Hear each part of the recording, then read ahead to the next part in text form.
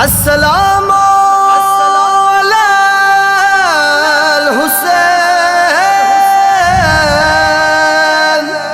وعلی علی ابن الحسین۔ اعوذ باللہ من الشیطان الرجیم، بسم اللہ الرحمن الرحیم۔ السلام علی الحسین وعلی علی ابن الحسین وعلی اولاد الحسین وعلی اصحاب الحسین۔ ناظرین اکرام، السلام علیکم ورحمۃ اللہ۔ پروگرام کربلا اور امام حسین علیہ السلام کی حکمت عملی، کس طرح سے امام حسین کا سفر مدینے سے مکہ، اور گفتگو یہاں پر جا کر کے تمام ہو گئی ہے کہ سن 60 ہجری میں 7 تاریخ ذی الحجہ کی، جب امام حسین علیہ السلام یہ اعلان کر چکے ہیں کہ کل یعنی 8 تاریخ کو میں نکل جاؤں گا، جس کو میرے ساتھ چلنا ہے وہ شہادت کی راہ پر چل سکتا ہے۔ آج کا سفر یہیں سے شروع کر رہے ہیں کہ 8 ذی الحجہ کو سن 60 ہجری کو امام حسین علیہ السلام نکل رہے ہیں، تو اب نکلتے وقت کن حکمتوں کا مظاہرہ امام حسین علیہ السلام نے کیا ہے، آئیے یہاں سے جانتے ہیں امام کا یہ سفر کس طرح سے شروع ہوا۔ ملاقات کرواتے ہیں، روز کی طرح آج بھی ہمارے ساتھ میں موجود ہیں حجت الاسلام والمسلمین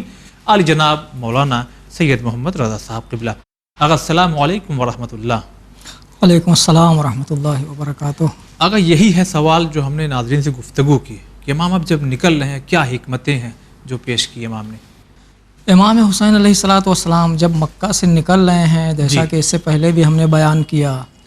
کہ جانے سے پہلے اعلان کیا، خفیہ نہیں گئے، مکے میں رہ کے بھی امام نے گوشہ نشینی کی زندگی نہیں گزاری کہ ایک گوشے میں رہے ہوں امام، بلکہ تاریخوں میں ملتا ہے کہ امام حسین علیہ السلام جب مکہ پہنچے تو مکہ پہنچنے کے بعد جو امام کے روزانہ کے پروگرام میں چیز شامل تھی وہ نماز پنجگانہ کا باجماعت قیام تھا۔ اچھا۔ اور یہ روزانہ نماز جماعت پنجگانہ کا قیام یہ اسی عنوان سے تھا کہ جو لوگ بھی آئیں گے اور فرزند رسول کے پیچھے نماز جماعت ادا کریں گے، ان کی اقتداء میں ان کے ذہنوں میں یہ سوال خود بخود پیدا ہوگا کہ امام کیوں جا رہے ہیں۔ صحیح۔ ایک چیز،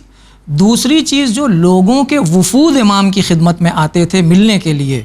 جو دور دور سے لوگ آئے تھے حج کے لیے، انہیں جب یہ معلوم ہے کہ فرزند رسول مکے میں موجود ہیں تو وہ آئیں گے امام حسین علیہ السلام سے ملنے کے لیے، ملاقات کے لیے۔ کبھی طواف کے موقع پر، کبھی خود صحن حرم میں، صحن حرم سے باہر، متعدد جگہوں پر متعدد ملاقات امام حسین علیہ السلام کی تاریخ نے نقل کی ہے، وفد کی صورت میں بھی اور فردی شکل میں بھی لوگوں نے امام سے ملاقات کی ہے، اور ہر ایک کے لیے گویا امام علیہ السلام یہ واضح کر رہے تھے اور ہر ایک کے سامنے یہ مقصد اپنا بیان کر رہے تھے کہ ہم یہاں سے نکلنا ہے، ہم کو جانا ہے، مکہ میں ہم کو ٹھہرنا نہیں ہے۔ اور جب دوسری طرف سے یہ سوال ہوتا تھا کہ آپ کیوں جا رہے ہیں، تو وہی جواب امام کا ہوتا تھا کہ اگر میں نہیں نکلوں گا تو خانہ کعبہ کی حرمت پامال ہوگی، مجھے قتل کیا جائے گا یا گرفتار کیا جائے گا۔ یہ ساری چیزیں اعلان کر کے امام مکے سے نکل رہے تھے، اور ایسا نہیں ہے کہ امام مکے سے نکل کے کسی خفیہ راستے سے چلے گئے ہوں، بلکہ عام راستہ جو مدینے میں مکے میں وارد ہونے کا ہوتا ہے، جو جحفہ کی طرف سے جہاں غدیر واقع ہے اس طرف سے جو راستہ آتا ہے مکے میں، جو مکے میں آنے کا اس وقت کا ایک ہی راستہ تھا۔ اچھا۔ اور اسی لیے ہم اور آپ یہ بارہا سنتے ہیں، ناظرین بھی ہمارے سنتے ہیں، ان کے ذہن میں بھی ہے کہ جب پیغمبر اپنا آخری حج کر کے مکہ سے نکلے مکمل کر کے، تو جحفہ کے راستے سے باہر نکلے اور غدیر کے میدان پہ قیام کیا، غدیر کے مقام پر کہ جہاں سے راستے الگ الگ ہو جاتے تھے،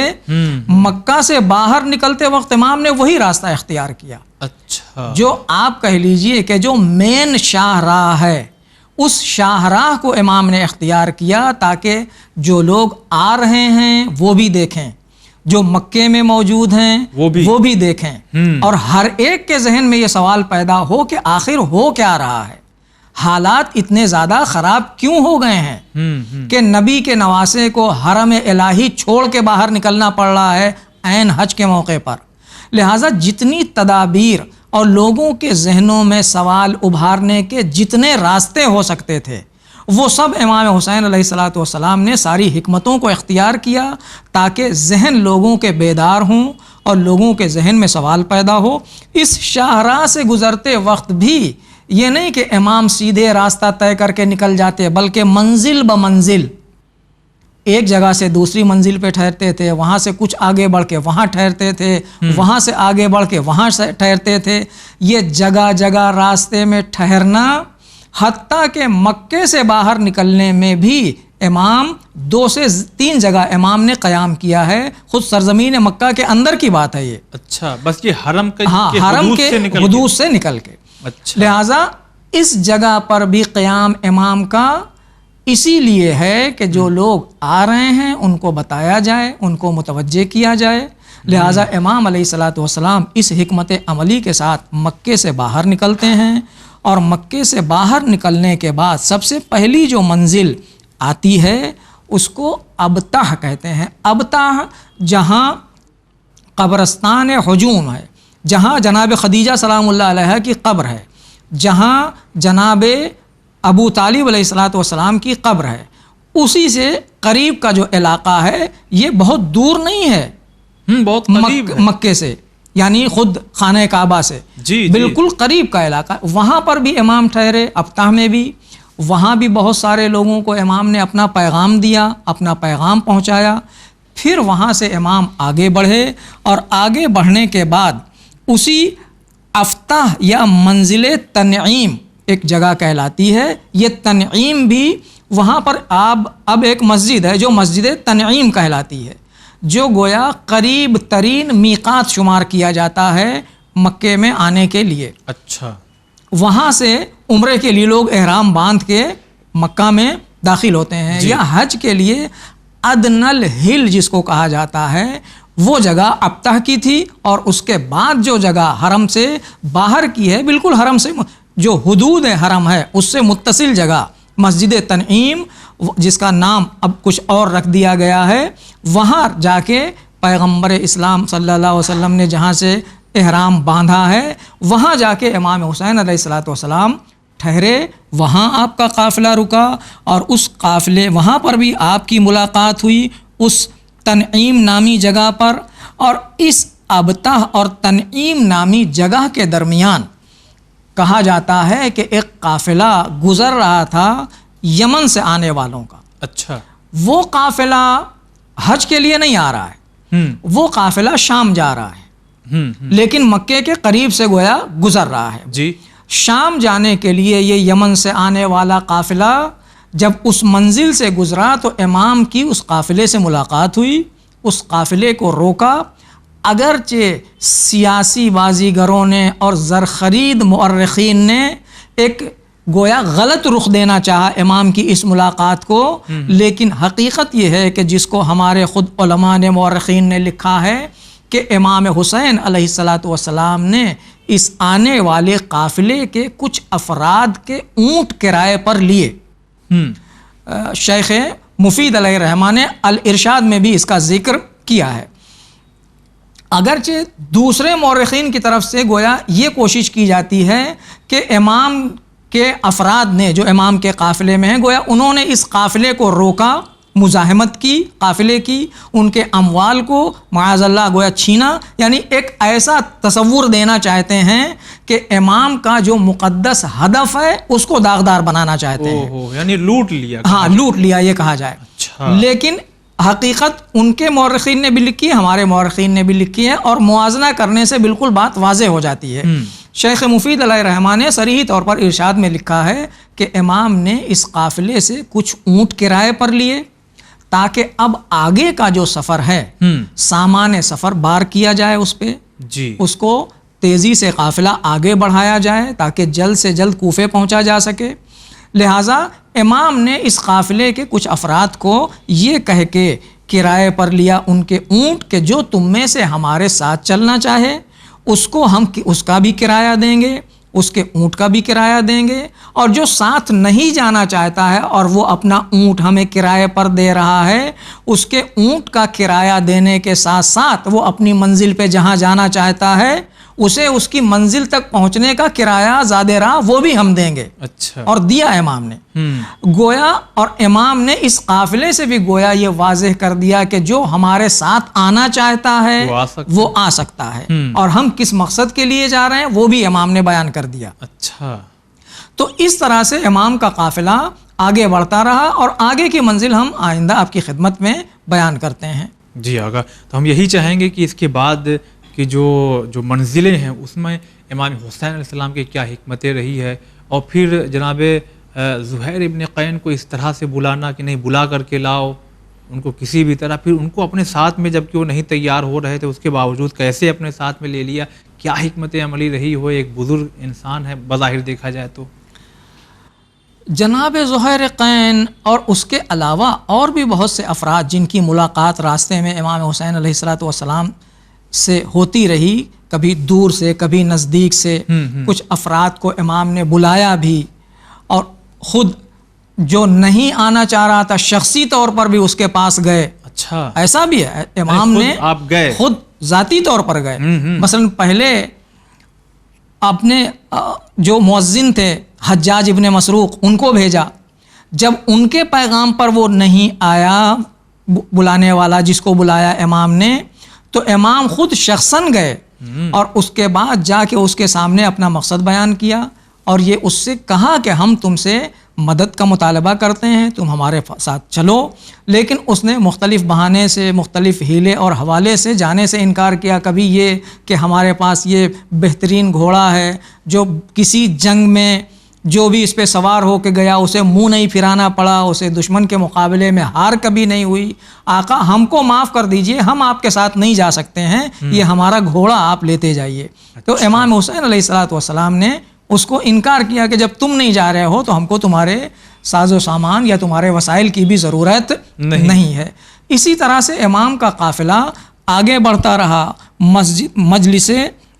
منزل تنعیم جس کو کہا جاتا ہے, وہاں سے امام کا قافلہ آگے بڑھا تو ایک جگہ اور آتی ہے جس کو صفاح نامی منزل کہا جاتا ہے. اس صفاح نامی منزل پر امام کی ملاقات ہو گئی فرزدق نامی مشہور شاعر سے. اچھا. جو حج کے لیے آ رہے تھے, کوفے سے حج کے لیے آ رہے ہیں. امام سے ملاقات ہوئی. امام نے فرزدق سے ملاقات ہونے کے بعد سلام اور دعا جواب سلام یہ ساری چیزیں حال و احوال کے بعد فرزدق نے سوال کر دیا کہ فرزند رسول اس موقع پر کون سی چیز علت اور سبب بنی کہ جس کی وجہ سے آپ حج چھوڑ کے مکہ چھوڑ کے حرم الہی چھوڑ کے عراق کی طرف جانے کا قصد آپ نے کر لیا, وہ کون سی وجہ تھی؟ تو امام نے ان کے سامنے یہ ساری چیزیں بیان کی کہ ایسی ایسی صورتحال ہے, اگر میں نہیں نکلتا تو یا مجھے گرفتار کر لیا جاتا یا قتل کیا جاتا. یعنی گویا جو ساری دنیا کے لیے امن کی جگہ ہے وہ جگہ بھی اب ہمارے لیے ناامن بن چکی ہے, لہٰذا ہمیں مکہ چھوڑ کے عین حج کے موقع پر نکلنا پڑا. امام حسین علیہ السلام سے فرزدق سے بھی امام نے ایک سوال کیا کہ تم کوفے سے آ رہے ہو, وہاں سے تمہارا گزر ہے, وہاں کے حالات کے بارے میں ذرا ہم کو بتاؤ کہ وہاں کیا حالات ہیں. اچھا. تو فرزدق نے یہ جواب دیا کہ سألت الخبیر, ایسے آدمی سے سوال کیا ہے جس کو کوفے کے حالات بہت اچھی طرح سے معلوم ہیں اور وہاں کے حالات کو بہت اچھے طریقے سے وہ نظر میں رکھے ہوئے ہے اور دیکھ کے گویا حالات کو آ رہا ہے. اس کوفے کے حالات یہ ہیں کہ قلوب الناس معک وسیوفہم علیک, کوفے والوں کے دل تو آپ کے ساتھ ہیں, وہ نعرہ خوب لگائیں گے آپ کے لیے, ان کے جذبات بھی آپ کے ساتھ ہیں, آپ کی محبت کا اظہار بھی کریں گے, لیکن ان کی تلواریں بنی امیہ کے ساتھ ہیں, آپ کے دشمن کے ساتھ ہیں, گویا آپ کے مخالف ہیں. گویا فرزدق نے حالات کا جائزہ لے کے, کیونکہ اب وہاں ابن زیاد پہنچ چکا ہے, عبید اللہ ابن زیاد, جس نے مختلف ہیلوں سے وہاں کا پورا ماحول بدل کے رکھ دیا ہے اور ایسا ڈرا کے دھمکا کے لوگوں کو, ایسا روب لوگوں کے دلوں پہ خوف بٹھا دیا ہے کہ گویا اب لوگ جنہوں نے مسلم کے ہاتھوں پر بیعت کی ہے وہ پیچھے ہٹ رہے ہیں اسی خوف اور ڈر کی وجہ سے. اچھا. اسی حالات کو دیکھ کے فرزدق نے کہا کہ دل تو ان کے آپ کے ساتھ ہیں, وہ چاہتے ہیں آپ کو، لیکن ان کی تلواریں بنی امیہ کے ساتھ گویا ہو چکی ہیں، جو آپ کے مخالف ہیں، آپ کے خلاف ہو چکی ہیں۔ جی اس منزل کے بعد پھر امام اور آگے بڑھتے ہیں، جس منزل پر پہنچنے کے بعد جسے بطن الرمہ کہا جاتا ہے، وہاں پہنچنے کے بعد امام کو یہ خبر، جس میں امام نے ایک خط لکھا بطن الرمہ پہ پہنچنے کے بعد، وہاں سے امام نے خط لکھا قیس ابن مصاہر سیداوی کے ذریعے، جو کوفے میں خط لکھا ہے، اور اس خط میں امام نے یہ لکھا ہے کہ میں مکے سے نکل چکا ہوں اور تیزی سے میں کوفہ کی طرف آ رہا ہوں، تم بھی آمادہ رہو۔ ہمارے نمائندے نے، مسلم ابن عقیل نے تمہارے حالات، تمہارے جذبات اور تمہارے افکار کے بارے میں ہم کو آگاہ کر دیا ہے، اور تمہاری بیعت سے بھی ہم کو آگاہ کر دیا، لہٰذا میں تیزی کے ساتھ تمہاری طرف آ رہا ہوں، تم بھی آمادہ رہو، میں بہت جلد تمہارے پاس پہنچ جاؤں گا۔ اس طرح سے متعدد منازل گویا امام طے کرتے رہے، اور جہاں جو ملتا رہا راستے میں، جیسے آپ نے کہا جناب زہیر ابن قین کا قافلہ، جو امام کے قافلے سے تھوڑا دور دور چل رہا تھا، یہ قافلہ حج کر کے واپس آ رہا تھا، یعنی گویا امام کا قافلہ اتنا آہستہ آہستہ منزل بہ منزل ٹھہر ٹھہر کے آگے بڑھ رہا تھا کہ زہیر قین گئے، حج کے اعمال انجام دیے اور واپس آئے، اور راستے میں امام کے ہمراہ ہو گئے۔ تو اس قافلے کو جو حج کر کے واپس آ رہا ہے زہیر قین کا، اور ان کے ساتھ بہت سارے افراد بھی ہیں، امام نے خود زہیر کو بلا بھیجا، گویا پیغام بھیجا زہیر کو، اور زہیر قین جو ذہنیت کے اعتبار سے، فکر کے اعتبار سے عثمانی رجحان کے حامل تھے، یعنی ان کا رجحان امیر المومنین کی طرف زیادہ نہیں تھا، بلکہ خلیفہ سوم کی طرف ان کا رجحان زیادہ تھا، ان کے چاہنے والوں میں شمار کیے جاتے تھے۔ لیکن امام حسین علیہ الصلوۃ والسلام کا پیغام پہنچنے کے بعد، جب ان کی زوجہ نے بھی انہیں ہمت دلائی، یا یوں کہیے کہ جوش دلایا کہ فرزند رسول آپ کو بلا رہے ہیں، کم سے کم جا کے سن کے تو آئیے کہ کیا کہنا چاہتے ہیں۔ اور جب وہ آئے امام کی خدمت میں، تو امام کی باتوں سے، امام کی گویا مظلومیت سے، امام کے حالات سے، اور جو اہل بیت کے خلاف حالات بنائے جا رہے تھے، اس سے اتنا متاثر ہوئے کہ اب یہ فیصلہ کر لیا کہ مجھے امام کے ساتھ جانا ہے، اور آخر تک اس طرح امام کے ساتھ ڈٹے رہے کہ گویا یہ امام کے میمنہ یعنی داہنی طرف کا جو لشکر تھا اس کے سردار تھے یہ، اور بائیں طرف کے سردار جناب حبیب ابن مظاہر تھے، اور سردار لشکر جناب عباس علیہ الصلوۃ والسلام تھے۔ اس طرح سے گویا امام کے قریب ہوئے یہ، اور پھر وہاں سے امام کے ہمراہ ہوئے، امام سے ملاقات کے بعد اپنے خیمے میں واپس آئے، اپنی زوجہ سے کہا تم واپس جانا چاہتی ہو تو ان افراد کے ساتھ، ہمارے غلاموں کے ساتھ واپس چلی جاؤ۔ جو افراد اور تھے ان کے ساتھ، ان سے بھی کہا کہ جو واپس وطن جانا چاہتا ہے وہ اپنے وطن چلا جائے، جو ہمارے ساتھ آنا چاہتا ہے وہ ہمارے ساتھ آ سکتا ہے، لیکن ہمارے ساتھ جانے کا آخری نتیجہ اور انجام شہادت پر تمام ہوگا۔ تو اس طرح سے امام حسین علیہ السلام آگے بڑھ رہے ہیں۔ تو ناظرین، چونکہ ایک رخ اس پورے واقعے میں دیکھا جائے تو ایک کوفے کا ہے، جس میں ایک تفصیلی گفتگو ہونا چاہیے، مگر چونکہ ہمارا مقصد ہے امام حسین علیہ السلام کی حکمتیں، لہٰذا اب ہم اس رخ کو نہ اپنا کر کے امام حسین کے اسی سفر کو اور باریکی سے دیکھیں گے کہ امام کا یہ جو سفر آگے بڑھا ہے، امام کو یہ خبر اب ملی ہے راستے میں کہاں کہ جناب مسلم شہید ہوئے ہیں، تو وہاں امام کی کیا حکمت رہی۔ پھر پہنچتے ہیں آپ کربلا میں، تو جناب حر علیہ السلام سے آپ کی ملاقات ہوئی، ان کا روکنا بظاہر اس وقت وہ دشمن ہیں، روک رہے ہیں، پیاسے اتنے ہیں کہ جانور بھی مر جانے کے کاغار پر ہیں، ان کے فوجی بھی مر جانے کے کاغار پر ہیں، مگر پھر بھی امام حسین علیہ السلام کا ان لوگوں کو پانی پلانے میں کیا حکمت عملی ہے، کیا پیغامات ہمارے لیے ہیں؟ جی آگا آپ بیان فرمائیں۔ دیکھیے، امام حسین علیہ الصلوۃ والسلام تعلیمات اسلام کا سراپا ہیں، یا عین تعلیمات اسلام کا اگر عینی وجود کہا جائے تو تعلیمات اسلامی کا عینی اور شخصی وجود امام حسین علیہ الصلوۃ والسلام کی ذات مبارک ہے۔ لہٰذا امام کے اندر وہ سارے خصوصیات، سارے اسلامی اخلاق، سارے اسلامی آداب اور اسلامی معارف کا جلوہ ہر قدم پر آپ کو نظر آئے گا۔ یہاں پر بھی آپ کو وہی چیز دکھائی دے گی کہ بظاہر جب حر کے لشکر نے آ کے راستہ روکا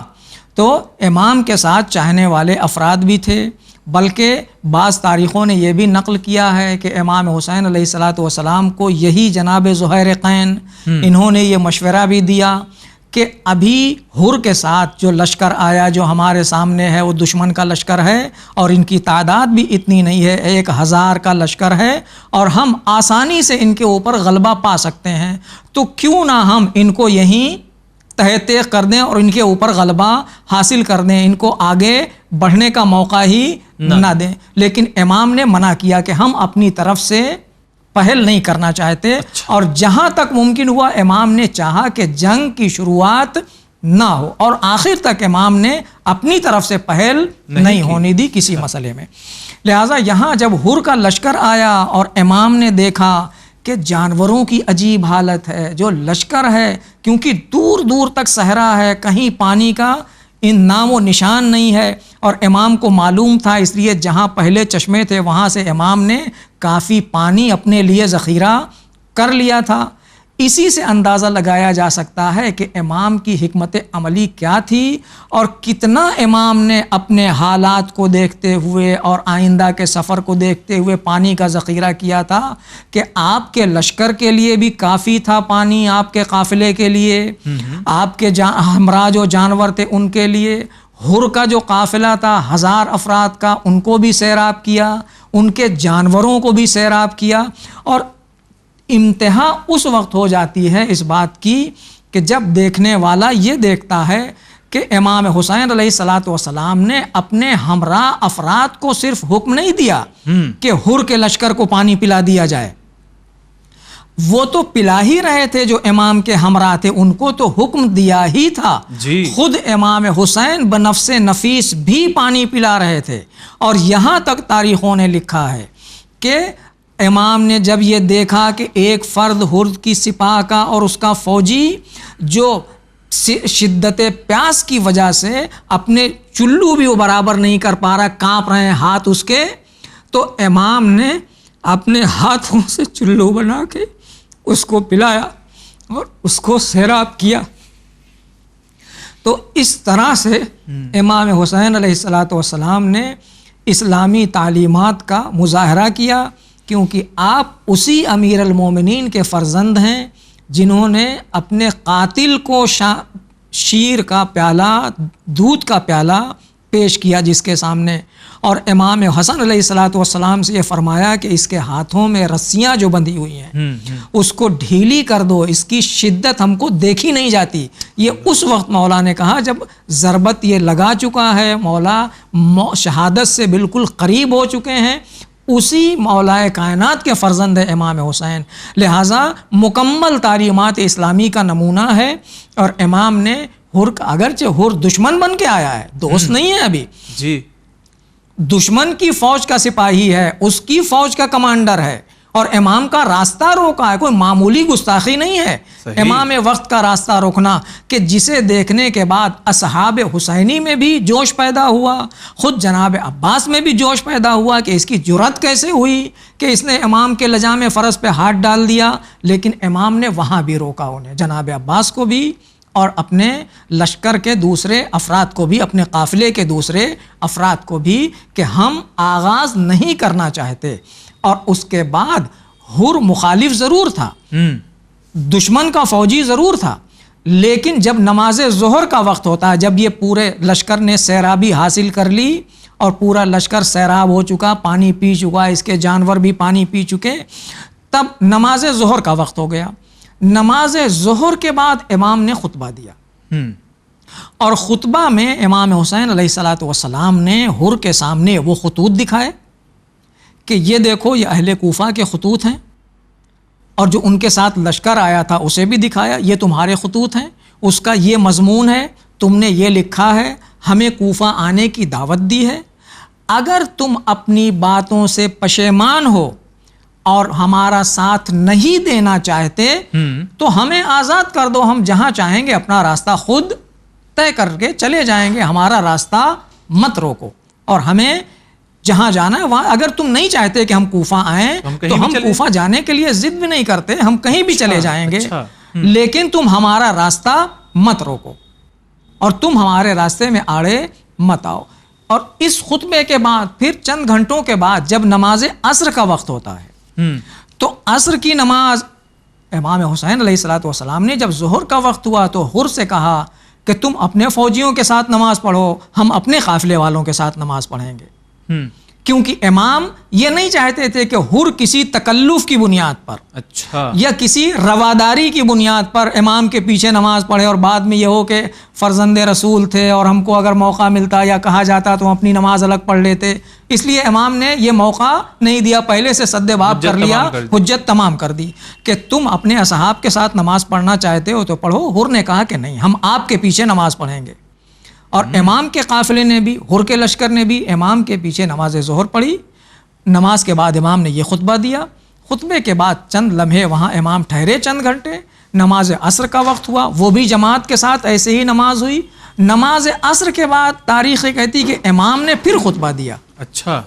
اور اس خطبے میں بھی امام نے نماز عصر کے بعد جو خطبہ دیا ہے اسے عامہ کے مورخین میں طبری نے 7ویں جلد میں اور ہمارے شیعہ اور امامیہ مورخین نے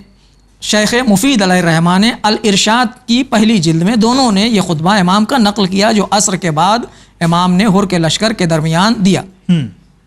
اس خطبے کا ایک جملہ آپ کی خدمت میں پیش کرنا چاہتا ہوں کہ وَإِنْ أَبَيْتُمْ إِلَّا الْكَرَاهَةَ لَنَا، اگر تم اپنے کیے کو پر انکار کرتے ہو کہ ہم نے نہیں بلایا ہے اور ہمیں ناپسند کرتے ہو کہ ہم نہ آئیں کوفہ، والجہل بحقنا، اور تم ہمارے حق کے سلسلے میں تجاہل کرنا چاہتے ہو کہ ہم نے کوئی ایسی دعوت نہیں دی ہے یا آپ کو بلایا نہیں ہے، ہم نے ان خطوط میں دستخط نہیں کیے ہیں۔ وَكَانَ رَأْيُكُمْ الْآنَ غَيْرَ مَا أَتَتْنِي بِهِ كُتُبُكُمْ أَنصَرِفُ عَنْكُمْ، اور اگر تمہارے جو خطوط کہہ رہے ہیں اس کے خلاف تمہاری رائے ہے، بدل گئے ہو، تم اپنی رائے سے پھر گئے ہو، تو انصرف عنکم، میں بھی تم سے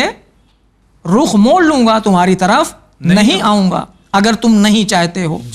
یہ پوری حجت گویا امام نے وہاں تمام کی تاکہ یہ نہ ہو کہ ہم امام کا راستہ روکتے رہے، لیکن امام نے نہ وجہ بتائی ہم کو، نہ توجیہ کی، نہ یہ بتایا کہ ہم کیوں کوفہ جانا چاہتے ہیں، ان ساری چیزوں کا امام نے گویا دروازہ بند کر دیا اور پوری طرح سے حجت امام نے قائم کر دی حر کے لشکر کے اوپر بھی اور حر کے اوپر بھی۔ ہم بہت بہت آپ کا شکریہ ادا کرتے ہیں کہ جو بھی یہ محدود وقت تھا اس میں آپ نے وہ تمام امام حسین علیہ السلام کی بہت سی حکمتوں میں سے کچھ حکمت عملی ہمارے ناظرین تک ہمارے سوالوں کے ذریعے آپ نے پہنچائی۔ ہم آپ کا تہہ دل سے شکریہ ادا کرتے ہیں، مگر ہم آپ سے یہ کہیں گے اس 3 ایپیسوڈ میں جو آپ نے اس پورے واقعے کو دیکھا اس میں کچھ پیغامات ان غم کے دنوں کو دیکھتے ہوئے ہمارے ناظرین بالخصوص جو نوجوان ہیں ان کو کیا پیغام دیں گے؟ امام حسین علیہ الصلوۃ والسلام کے قیام کے سلسلے میں جو چیز ہم اپنے جوانوں سے، اپنے ناظرین سے کہنا چاہیں گے وہ سب سے پہلی چیز یہ ہے کہ مجالس اظہار غم کا ذریعہ ہیں، وہاں بہت سارے معارف دین کے بیان ہوتے ہیں، لیکن اسی پر صرف اکتفا نہ کی جائے، ہمارے جوان خود بھی ہمت کریں، کوشش کریں کہ امام حسین کا جو سفر ہے اس کو ایک ایک کر کے گویا گام بگام، قدم بقدم ایک ایک مرحلے کو پڑھیں، اس کا مطالعہ کریں، اس کو دیکھیں کہ اس میں کیا سبق ہے اور کیا درس ہے ہمارے لیے۔ اسی اتنے سے سفر میں بہت سارے درس ہیں ہمارے لیے۔ مثال کے طور پر ہمیں دشمن کو کبھی بہانہ نہیں دینا چاہیے کہ دشمن کے ہاتھ ہمارے کسی عمل سے یا ہماری کسی گفتگو سے کوئی بہانہ اس کو ہاتھ لگ جائے جس کو وہ حربے کے طور پر استعمال کرے کہ اگر انہوں نے ایسا نہ کیا ہوتا تو ہم ایسے ہوتے، ہم راہ راست پہ آ جاتے، یا ہم لہٰذا ہر لمحے پر ہمیں اپنی ہر گفتار اور ہر رفتار پر اس بات پر نظر رکھنا ہوگی کہ ایسا نہ ہو کہ دشمن ہماری رفتار سے، ہماری گفتار سے، ہماری باتوں سے، حتیٰ ہماری عزاداری سے وہ دل برداشتہ ہو کے اس مذہب کے قریب آنے کے بجائے دور ہونے لگے، یہ خیال کیونکہ امام حسین علیہ الصلوۃ والسلام کا مشن ایسا ہے جو دین سے قریب کرنے کے لیے لوگوں کو، جی، اور یہ مجالس بھی لوگوں کے دلوں کو دین سے قریب کرنے کے لیے، اہل بیت سے قریب کرنے کے لیے، لہٰذا ہمیں کوشش یہ کرنا چاہیے کہ ہمارا عمل، ہمارا کردار مجلس میں ہو، جلوس میں ہو، ہر جگہ ایسا ہو کہ ہم دوسروں کو امام کی طرف، ان کی تعلیمات کی طرف جذب کر سکیں، تاکہ وہ امام کے مشن میں اگر شامل نہ بھی ہوں تو کم سے کم امام کے مشن کی باتیں ان کے کانوں تک پہنچ جائیں، تاکہ اتمام حجت ہو سکے کہ حق بات تمہارے کانوں تک پہنچ چکی تھی لیکن تم خود اس کی طرف نہیں آئے، یا آ جائیں بہت اچھی یا بات آ جائیں تو بہت اچھی بات ہے۔ اور یہی امام کا آخر تک طریقہ تھا کہ امام نے اپنی شہادت سے چند گھنٹے پہلے بھی ہر لمحے پر اتمام حجت کیا، اور پوری کوشش یہ تھی کہ اگر ایک آدمی بھی جہنم میں جانے سے بچ سکتا ہے تو اسے بچا لیا جائے، حتیٰ کہ امام نے جو ایک شب کی مہلت مانگی، شب عاشور، وہ بظاہر عبادت کے لیے ہے، لیکن حقیقت میں یہ دشمن کے لشکر کو امام نے مہلت اپنے لیے نہیں لی ہے، دشمن کے لشکر کو امام مہلت دے رہے ہیں سوچنے کے لیے کہ اب بھی سوچ لو، فکر کر لو، غور کر لو کہ حق کیا ہے، باطل کیا ہے، تاکہ جو آنا چاہے اس کے لیے کوئی عذر باقی نہ رہ جائے۔ لہٰذا ہمیں ہر لمحہ اپنی طرف سے اتمام حجت کرنا چاہیے، اور اپنے عمل اور کردار اور قول و فعل کی گویا حفاظت کرنی چاہیے کہ اس سے کوئی غلط میسج یا غلط فائدہ نہ اٹھا سکے۔ جی آقا، بہت شکریہ ادا کرتے ہیں۔ تو ناظرین، ہمیں ان تمام